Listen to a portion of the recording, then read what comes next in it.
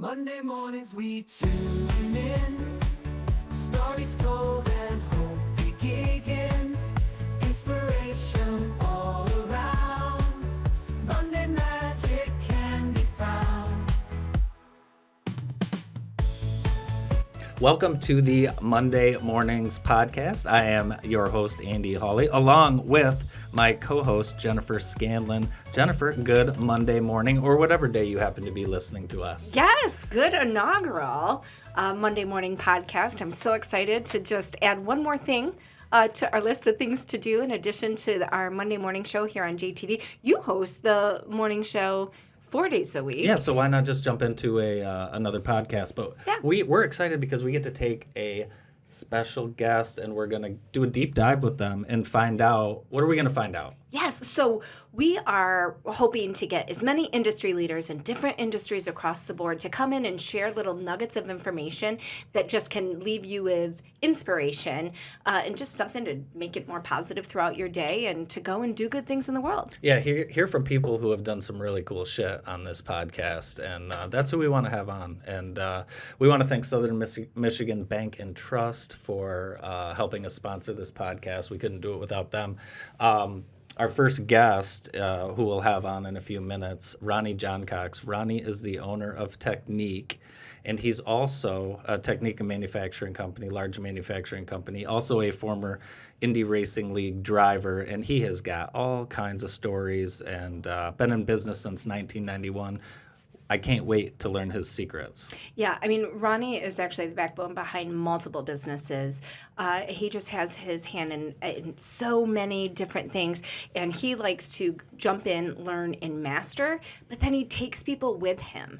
You know, it's not just the Ronnie Johncox show. Right. So I'm really excited to share some of his trials and tribulations that have allowed him to get to this point of thriving and building this international business that has some really cool things that we're going to dive into. Yeah, we'll have Ronnie join us shortly. Very excited for that. So, who are we? What do we do? We both host a morning TV show. Of course, we have other things we do, but it's exciting. It's exciting to do this. You know, I was thinking about the other day because I was a little nervous about this. This is a fear of mine. Okay. Right? What's your biggest fear?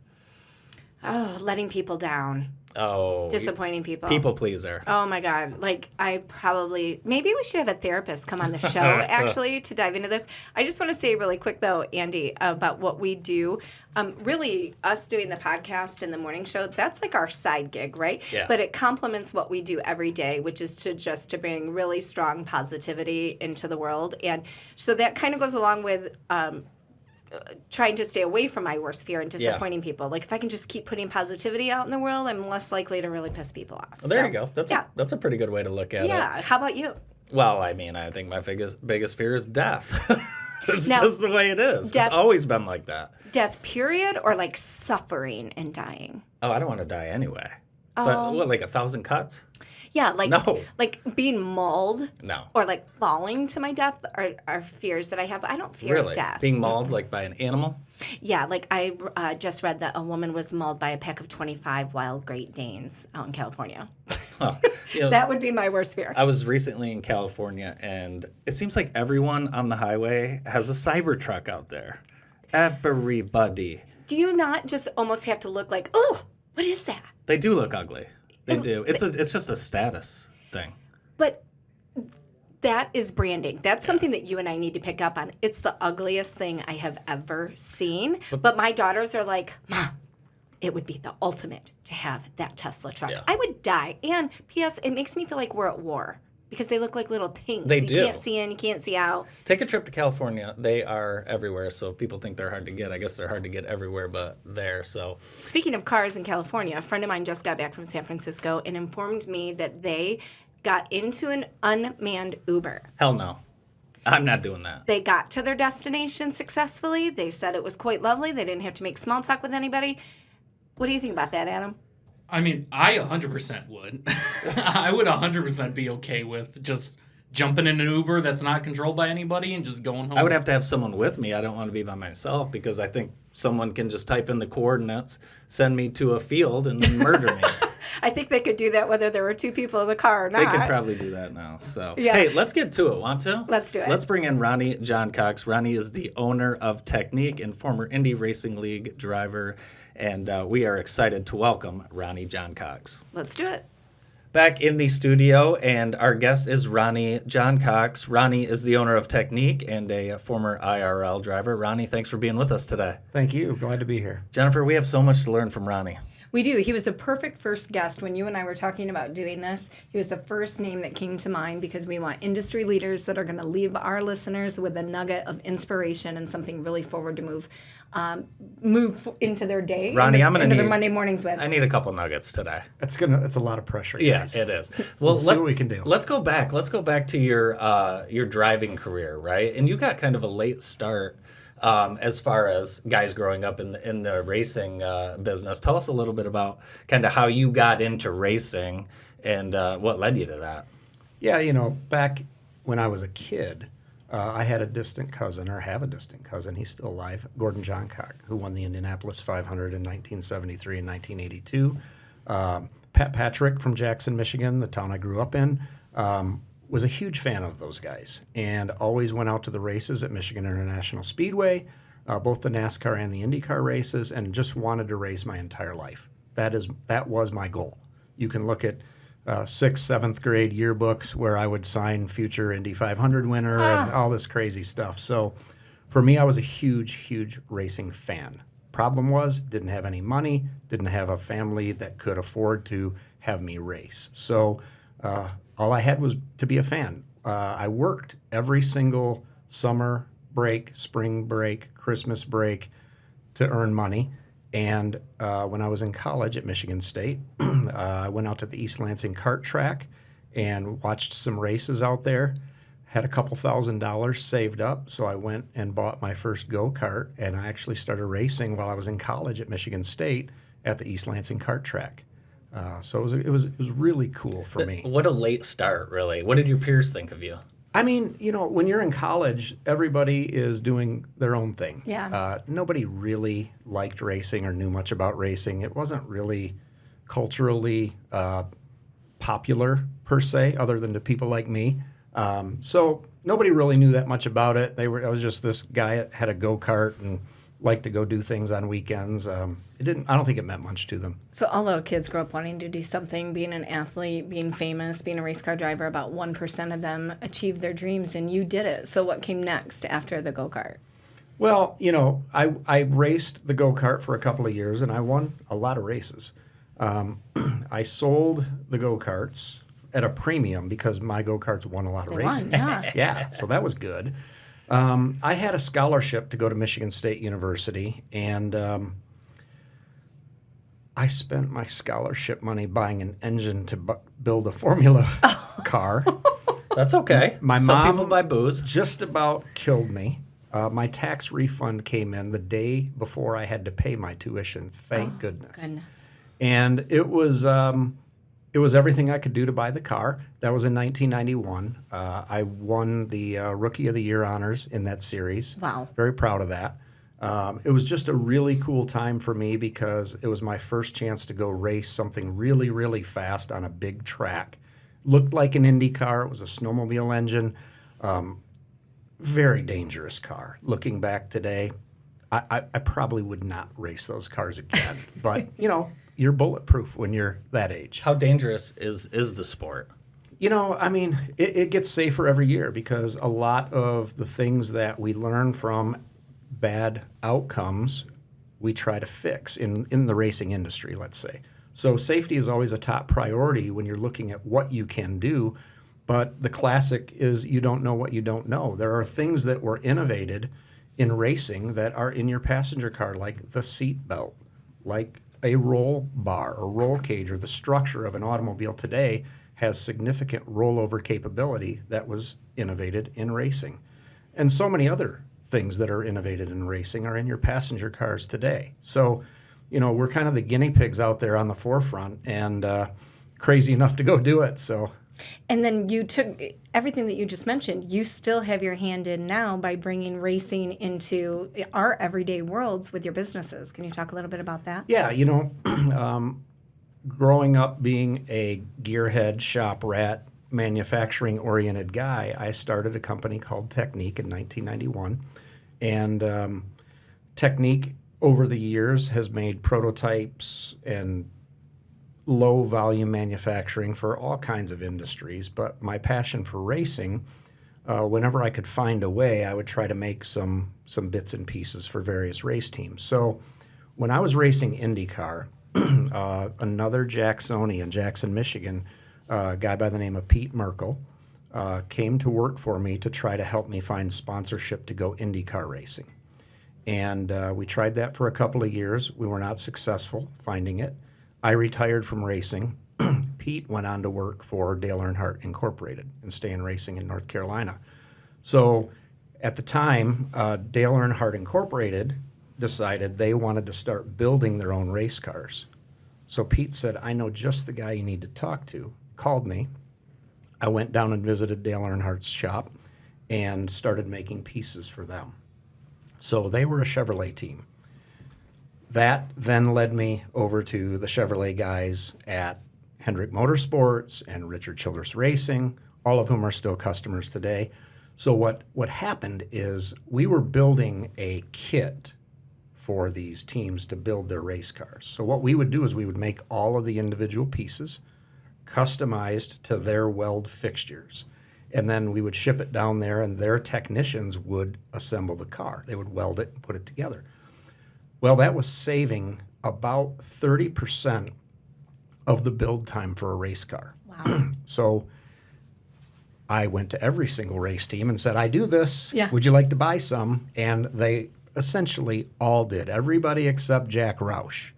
I met with Jack a couple of times, and he said, love what you do, but I like to do things myself. And I said, hey, of all people, I can respect that. Absolutely. So that's how that happened. And then fast forward 15 years, received a call from NASCAR, and they said, we are going to embark on a single-source race car chassis.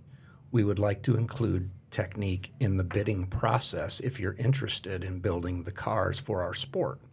So there were 18 companies that they solicited to come in and give a proposal. They narrowed it down to 4 of us. The other 3 were race teams that are competing today and me. Wow. So the cool thing about that for me, a bit of an advantage is, I'm Switzerland, right? I don't have a bias. So if it's Hendrick Motorsports or Joe Gibbs Racing or any other team building the cars for the sport, there's that natural concern, are they building it fairly? Sure. We were able to avoid that because we don't have that scenario. So So is that how you won the bid, do you think? Do you think that had a lot to do with it, or previous relationships? Obviously the work. It helped, but the real reason is that I know how to manufacture things, and very well. And I know what it takes to make a lot of things the same way every time. In racing, because of the way that the sport evolves, when you're building your own cars, the definition of good is unknown because all I'm trying to do is make the next car better than the previous car. It's an iterative process. So I'm never trying to make hundreds of them the same. And they don't have that mindset. They don't understand tolerancing and dimensional stack-ups and fixturing systems and the integration of what we call augmented automation, where we're using robotic welding for some of the car. We're using manual welding for other areas of the car where it makes sense. Those race teams don't have that knowledge and experience. So I think when they looked at the whole body of work, that's really what sold it. When you look at what you started with in '91, what was the first piece that you manufactured? And then looking at what you guys do today, how do you put your finger on that? I mean, do you even believe you're able to accomplish all this some days? I do. It's funny because everything that we do with intent. We do it with purpose. I've had people come into the NASCAR race shop and they look at it and they said, "Did you imagine that it would be like this?" And I say, yeah, actually I did. Yeah. I mean, I did. Otherwise, I wouldn't be doing it. Yeah. You are a visionary, though. I mean, you're the kid that wanted to be a race car driver and became one, and then wanted to stay in the industry in different ways, and you've done it. You have this state-of-the-art facilities. Talk a little bit about what Technique is doing now and just some of the trials and tribulations that you've seen over the changing world in the last 4 or 5 And years. wild economies too, right? Yeah. I mean, Yeah, we have. We're no different than anybody else. There are recessions. We go to work every day. Everybody in our company goes to work every day. Everybody that works at Technique knows that we are here with purpose every day to take care of our customers. And if we take care of our customers will take care of us. And that has held true. We're in our 33rd year as Technique. Wow. We have averaged 20% year-over-year growth for 33 years. Our expectation is 15, which is something that every year we evaluate and say, wow, it's going to be really hard to do that. And we do it. It is hard, but we do it because we go to work with purpose every day. And it's not something that you just want to do or hope to do or say you're going to do. You do it. I love And it. yeah, it's so important. And people ask me, how do you attribute, your success? And I said, all you have to do is wake up every single day of the week, all 7 of them, thinking about your business and what you're going to do today and tomorrow to make it better. Do that for 33 years straight, and you might get lucky. Ronnie, this is exactly why we wanted you on the show, is what gets you up in the morning and going and kicks off your week. Your week never ends. You don't have a weekend. I know you well enough to know that it is a 7-day-a-week passion for you. How do you find your balance when you wake up thinking about work? I know that you work sun up to sundown. How do you balance recreation, downtime, family time, self-care, and running this massive empire? Well, my daughter, she's 22 now, but when she was 5, we just found this a couple of years ago during COVID. We were looking through all the old, photos and kids' arts and crafts, and we found this little notebook when she was in school, and the teacher was asking her these various things about her family and said, "What is your dad's favorite hobby?" And she wrote in working. I was a little embarrassed by that. you must have a good home team, though. I mean, for you to be able to be allowed to wake up every day to focus on work and making it better. Like Jennifer said, that's got to be a balance. But you must have, like I said, a great home team behind you. Well, I do. I mean, my family is tremendous, and they know me for who I am. They love what I am and what I do, and there are aspects of it that they wish could be better. But, they understand it for what it is. And I devote as much time as possible when I'm not working to my family. I mean, that's why I don't golf. I don't play tennis. I do enjoy hunting and fishing. I go to a lot of racetracks. But I think I do a pretty good job of balancing it. Yeah. And my daughter tells me that my life is filled with convenience, but the reason for that is There's nothing wrong with that. it allows me to be where I need to be when I need to be there without having to take exorbitant amounts of time to get there. Well, let's talk about that. Time is money, and you fly private. And what made that decision? Was it the amount of work that you needed to do, and literally it was just the time? You didn't have the time to take a full day to do commercial travel. No, I mean, realistically, every day I'm evaluating what is the most significant purchase to grow my business to the next level. And a lot of times it's, let's build a building, let's start a training program, let's buy a machine, let's add a couple vehicles. There are so many different things. I reached a point where my customers are all over the United States. Our customers are brand name America. The majority of them are not in the state of Michigan or in the state of North Carolina. And I have to be there to take care of them in person. Our business is relationship selling. So in order to adequately cover the customer base, using commercial air travel, I would have to be gone 250 days a year. Wow. This was in 2010. Wow. So I decided that at that point in time, the most significant piece of equipment I need to buy to grow my business is to have my own airplane. So I did in 2010. You have to think about that time frame. That was when owning a private jet was an evil, terrible, bad thing to do. Sure. Since that time period, okay, in 2010, we have continued to grow our business at a high level, and a significant reason for that is my ability to get to where I need to go when I need to get there. I can tell you story after story where I've had a phone call from a customer and they've said, hey, we have this really big project. We need to meet with you right away. Yep. And I said, when do you want to meet? I can be there in 2 hours. Really? That's got to be pretty Yes. cool, isn't it? And we go. Yeah. So it's a very valuable tool for Sure. business. And for those that don't need that, it's not a personal luxury just to fly around and play golf. But for me, it works very effective, and I would not be without it. Jennifer, Ronnie talked about the goals for growth year after year. A lot of times that requires growth in workforce. That's been a challenge probably since you started, I would have to guess. As you grow, how difficult does that task remain, finding a adequate workforce for your companies? It's perpetual. I mean, it's a challenge every day. We have so many great people, and you can still find great people. We do it all the time. But we have had to take a very broad-based approach to how we recruit, how we retain. Yes.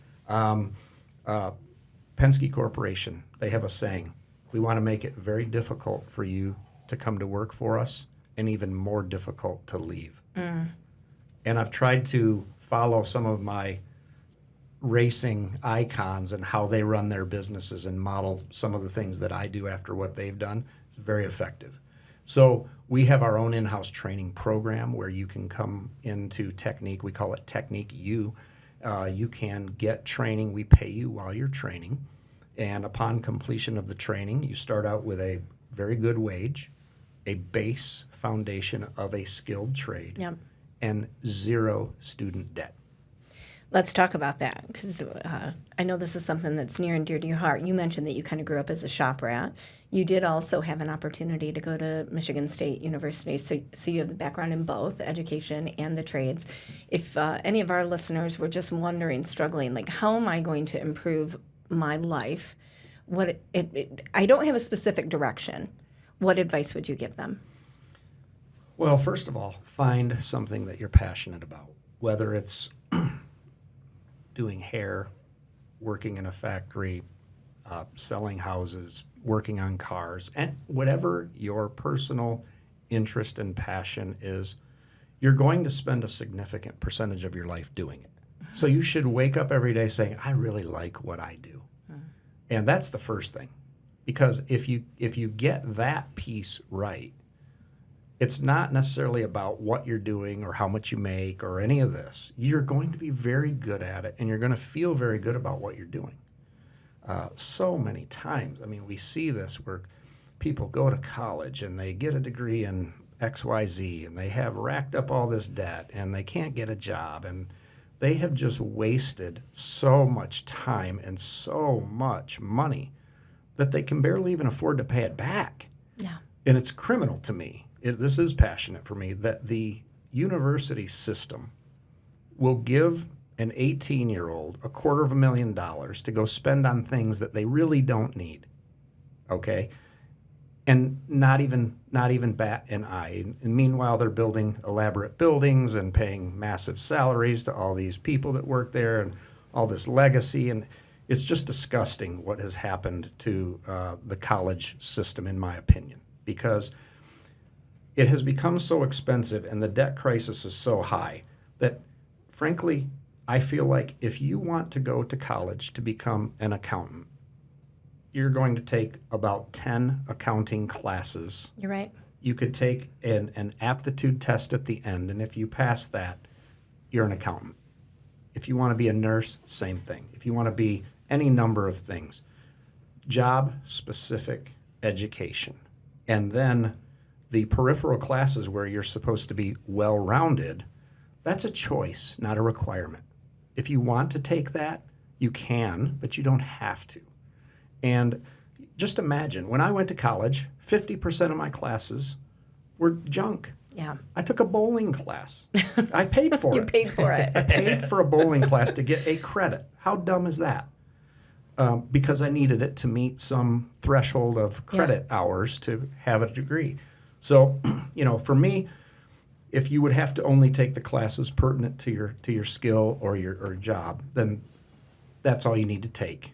Okay. And then your debt is half of what it is today. We're with Ronnie Johncox, owner of Technique, here on the Monday Mornings podcast. Ronnie, do you think that narrative is shifting a little bit where parents are encouraging their kids to look into trades and certificates? When I was coming up, it was, if you don't go to college, you're a loser. And it seems like at least a lot of the manufacturers that I know are really educating parents and students that there's an opportunity here for you. Yeah, I mean, everybody's different. I'm not saying college is bad for those that want to specialize in a high skill level position like a civil engineer. I mean, if you're going to be designing bridges and highways, I want you to have a proper and robust education in doing exactly that, okay? It's the person that goes to college and they don't know what they want to do. So we do a lot of internships, co-ops at our company, and one of the greatest successes that we can have is that you come into our facility while you're still in high school and you work there and you say, this isn't for me. That's a win. And it's a win for two reasons. Number one, you ruled out one thing that you know you don't want to do. Yes. But more importantly, it made you start thinking about what you do want to do. And you just see this over and over again. They go because they think they're supposed to. The parents say, I want you to go to college because I didn't, for the wrong reasons. If they're not ready to go, don't go. When you have some of the young people in at Technique U, do you see any of the young Ronnie Johncox, or should I say Ronnie Goddammits, in the shop? That was your nickname, right? It was, yeah. As a kid, I grew up in a shop, and my name is Ronnie Johncox, and everybody in the shop on the floor, they refer to you as your last name, right? So Johncox, whatever. So I was ambitious and a little reckless at times, so my first name changed to Goddammit because they called me Goddammit Johncox all the time. Does that nickname follow you through adulthood? It hasn't, but I tell this story to my kids, and they always laugh. I said, one of my greatest mentors and the guy who taught me so much about machining and manufacturing was a chain-smoking alcoholic. Oh. Sure. God rest his soul. Yeah. But it's a true story, and you learn so much. It's called, it builds quote unquote character when you're in those settings, Yeah. and you learn to deal with people differently. What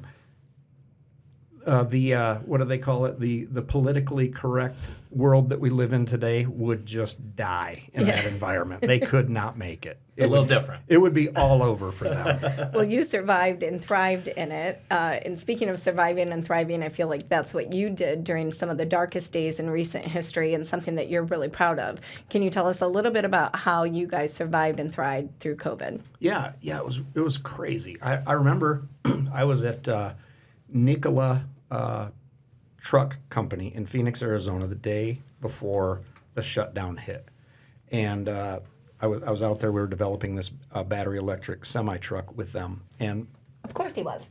they said, "Hey, we're shutting down the country for a couple weeks." I hopped on an airplane in Phoenix to fly back to Michigan.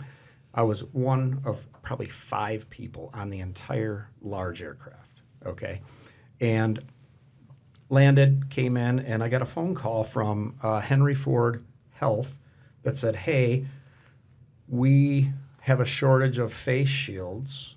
We need some face shields. Is there anything you could do to help us?" And I said, "Yeah, we could do that. What do you need?" So I met with them the next morning. They came in and showed me kind of what they wanted to do.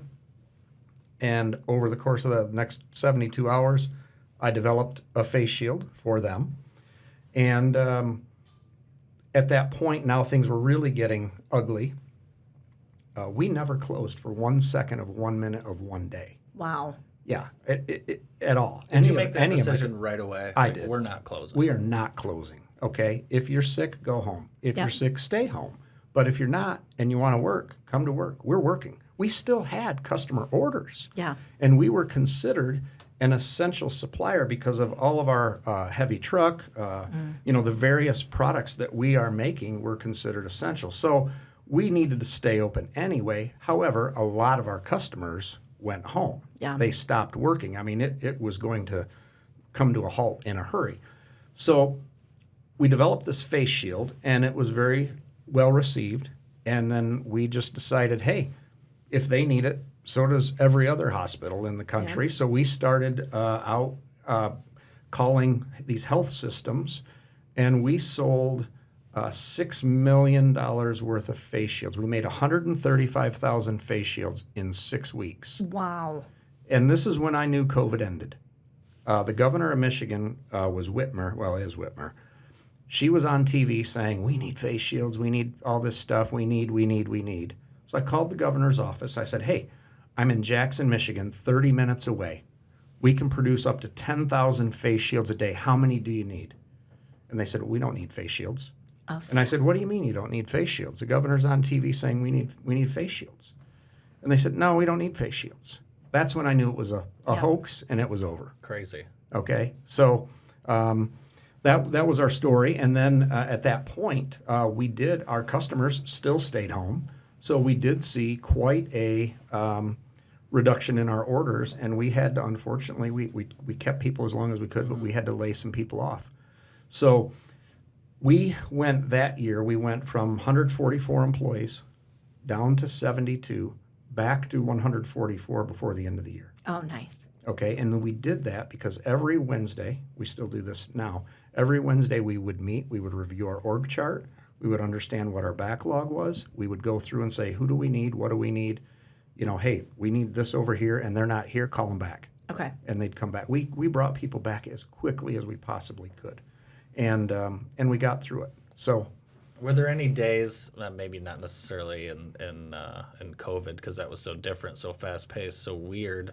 Were there any days along your career where you didn't want to get up and attack one of those 7 days, or you were really struggling, or business was difficult? no, I'm not a feel sorry for yourself guy. I see people that blame their business performance on, well, the economy's bad. Well, I can't hire people. Well, I can't do this. I can't do that. That's cool. I can and will. So, no, it's never really happened. I've been sick a couple of times, just, that I had a bout of shingles that put me down for a couple weeks. That was rough. Just had a rotator cuff surgery, full repair that had me down for a couple weeks. Other than that, no, I'm all go. As a business owner, how do you earn the respect of someone on the floor, just their first day? They're going to say the same thing about you as one of your longtime HR employees, Laura Wright, said about you, and they all say the same thing. Ronnie's just a great guy.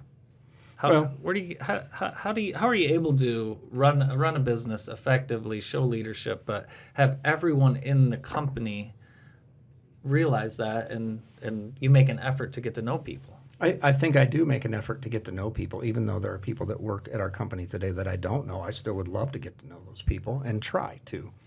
A lot of it has to do with I can relate to them and what they're doing, and it cuts both ways. I've swept the floor. Mm-hmm. I will sweep the floor. Yep. If I have to sweep the floor, then I guess I don't need you to sweep the floor. So it cuts both ways. I can do the work. I used to be able to run every single machine we owned. That ship sailed several years back. Just too much technology. But I still make every decision on every piece of equipment that we buy. So I understand how it integrates into the total operation. So when somebody says, well, we can't do this or we can't do that, I try to think of ways to help them understand how to do it as nicely as I can.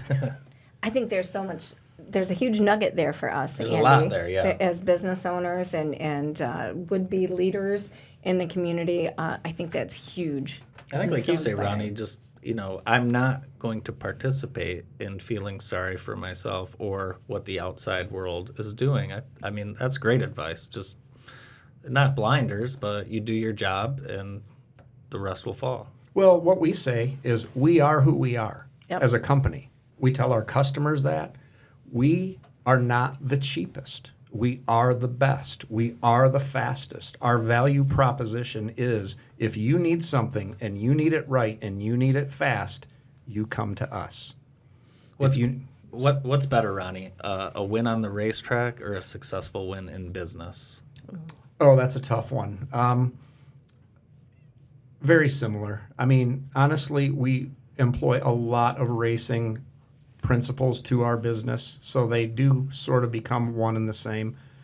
Frankly, one of the most gratifying things for me, especially as I'm getting older, I appreciate it more, is I look around at the people on my team that have been there for 15 or 20 years. I know what they were when they came to our company and what they were capable of and what their experience was and what they have elevated to today. I'm very proud of them. I'm proud to have created an environment that allows them to embrace the challenge. They did all the work. Yeah. Okay, I didn't hand it to them. They had to earn it. We have a saying, learn, perform, earn at our company. Laura Wright actually coined that for me. And it is so true. But when you see what they've done and where they've come along the, over the years, it's very gratifying for me to know that, look, I played a part. I've changed their lives somewhat, but they did it themselves. I gave them the opportunity. I gave them the equipment. I gave them the resources, but they did it. So I'm going to make a series of bracelets that say WWRD. That's very good. What would Ronnie do, right? So you mentioned you don't set aside a whole lot of time for downtime, but family is a priority to you, and you guys get together in big groups often. And I hear there's a story about you fishing with 2 fishing poles at some point on a family reunion on Cool Lake. Yes, that did happen, and I did have to take a trip to the emergency room as a result of that. Okay, we need details. Yeah, well, okay, so you didn't catch a fish. No, I caught myself because I am fairly competitive. So, we're having fishing competitions, and I figure if I have 2 lines in the water, I have double the chances of catching something. So I tried to make a cast, and the cast that I was making was kind of side-handed, and I hooked the other fishing pole, and it flipped the hook up, and it hooked me right in the head. You did not. Yes, I did. And I tried like heck to just yank it out. And it was not coming out. And it hurt. The harder I pulled, the more it hurt. You could imagine. So my stepbrother was with me, and he cut the line and freed it up so it was there. And we went in, and I had to walk up to the cabin and say, hey, I'm out in a pretty rural area. Oh, stars. So let's try to get this hook out. We couldn't get the hook out, and my stepdad, who was an EMT, said, look, I'm going to take you to Manistee. There's a hospital there. We'll go to the emergency room, and we'll get the hook out. So we did. We went to the emergency room, and not only am I competitive, I also do like to gamble. So the reason I say that is we go to the emergency room. They get the hook out in like 10, 15 minutes. And right across the street from the hospital is a casino. So The casino in Manistee. So my stepdad and I are like, you know what? They probably think we're going to be gone for like 4 hours. Yeah, screw it. Let's do it. Let's go over to the casino. And we got a little carried away. And anyway, we returned back, and they're like, man, what took so long? I'm like, I don't know, hospital waiting room and everything. And my wife's like, you went to the casino, didn't you? Oh, she's smart. Yes, Yeah. I did. Yeah, we did. All right, but did you win? I don't even remember if we did. Probably not, or I would remember. Yeah, that's Probably true. lost. That's Yeah. true. Well, with all the success, what's next? How much longer do you want to keep growing technique? Yeah, hey, we're on it every day. So I like what I do. I love what I do. And I'm not ready to do anything different, to be honest with you. There is a time, my kids are not going to be involved in the major part of the business. They're doing other things. 2 daughters with grandbabies and things like that. So they're doing their thing. My son has a dumpster rental business that he started in North Carolina. So They're not likely to come into the business. At some point in time, I'll have an exit, but for now, I like what I'm doing. Hey, you're young, energetic, and you've got a lot more to give. So don't let anybody push you. I don't think anybody's ever pushed Ronnie into doing anything he didn't want to do. Yeah, that's kind of a negative of me. I think we talk every year about, hey, we need to have a board of directors, and I have one person on my board of directors, Brian Jurasek. You may know Brian. I do. And Brian, he's just tremendous. He's been with me from the very beginning, and we talk about, hey, should we add a board with some expertise, and they know this or they know that, and they can bring this or that to the table. And Brian's like, you're not gonna listen to him anyways. It's funny. Don't waste the energy. At our first company Christmas party, it was my mom, my dad, and Brian Jurasek. Oh, nice. So very That's cool. awesome. Relationships, though, and you had some people help you out along the way, of course. Who are some of those names that helped you out in town? Well, I mean, on the racing front, my family was behind me, and they supported me, in the earlier years of racing. A guy named Walt Michener and Joe Michener locally here, they had their own racing teams, but it was one of those things where if I needed a little something, Joe would make sure that it kind of worked its way over to me, and he helped me out as much as he could, and I always appreciate that. From a business standpoint, not really had any help from anybody financially or anything, but it was awful nice. It's hard when you're young and you're building a company to find people that you can relate to with the same problems and challenges that you have all of the time. So I became friends with Al Glick, who founded Alro Steel, and just to be able to go have lunch with the guy or talk to him about different things and bounce ideas, because anything I was experiencing, he had seen it, done it, and solved it. Walt Zarnicki, who works with Roger Penske, Roger's right-hand man, has become a close friend of mine, and he also is that kind of guy where you can call him and talk to him about things, and he can just say, turn left, turn right, what's next? So when you have people that you can talk to and learn from, and where your problem seems really big, they've experienced it on a level beyond what yours is. For them, they bring a sense of calm and normalcy to making that decision. Ronnie, I want to share that you've become that for a lot of people. Exactly those people that were paramount in you coming up. And a long time ago, I called Ronnie and asked if he had a minute, and he let me tour his incredible facility. And I said, hey, I'm thinking about this opportunity's presented itself. I don't think I'm ready. I don't know what to do. And he told me to do it. And I walked in unsure, and I walked out resolute, and I've never looked back. So thank you for that. Good job. Yeah. Like that. I remember that. Do you? I remember it vividly. Yeah. And, when you see I know how passionate you are about what you do. It's not a question of if, it's when. Yeah. You are going to be successful when you do it. So do it. That's awesome. So I'm walking away with this thinking, actually what I'm going to put into my life and my career is learn, perform, and earn. You just said something so poignant that arrogance and confidence are two different things. And that is something that I think is really important in industry. You better be confident. And you've been confident since you were a little kid in what you wanted to do and what you were going to do. Yeah, I have. I've been very lucky, that way. And it just echoes what I was saying earlier. I've always wanted to do what I'm doing. There's not a day that goes by that I don't love what I do. And there are hard days. Yeah. There's some HR matter or some customer placed an order. You bought the material, they canceled the order. These things happen in business. They're difficult to navigate through, but that's part of it. It's part of life in general. It's not always a great day, easy day, but you just have to keep working through it with vigor. You said the word lucky. You and I have discussed this before. Andy and I have discussed it before. We do feel blessed and lucky beyond measure, but luck is when preparation and opportunity meet, and you better take it. Yeah, you better. You better. Thanks, Ronnie. We appreciate it. Yeah, thanks, guys. Yeah, great This is conversation. Quite an honor. Yeah, no, it's an honor awesome. for us. Are you kidding me? This is I awesome. know. I feel bad for our next guest. How Our are next we ever guest going to is top gonna Ronnie suck. Johncox? God. That's going to be a real bitch for them. That's crazy. Thank you, No, Ronnie. it's cool. All right, have fun, guys. Thank you. Yeah, we appreciate it. Back here on the Monday Mornings podcast, we are wrapping up our podcast with Ronnie Johncox. Unbelievable. Andy, do I look smarter? No. Well, I am. After an hour with Ronnie, I am ready to tackle the world, and I feel wiser. I feel better. I mean, Yeah. I know I don't look smarter from just that, but I do feel better. And I think the advice that he gives, some of it is very simple, but you just have to do it. What'd you take away from that? You know, the world's a little heavy right now, and you just get your mind bogged down with a million different thoughts.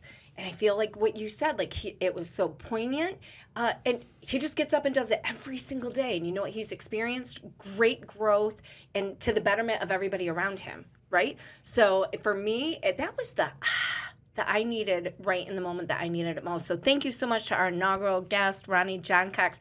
Ronnie, goddammit, Johncox. Unbelievable. I mean, it just is incredible. So thank you for setting the bar high, for making us better, wiser, and I can't wait to do it again. Yeah, I can't wait to. Join us for our next podcast, our next Monday morning's podcast. Wherever you find your podcast, you can also check out our YouTube channel and website, jtv.tv. We'll see you next time on the Monday Mornings Pod. Bye-bye. Nice. That's a wrap. Yay. Woo! Good job.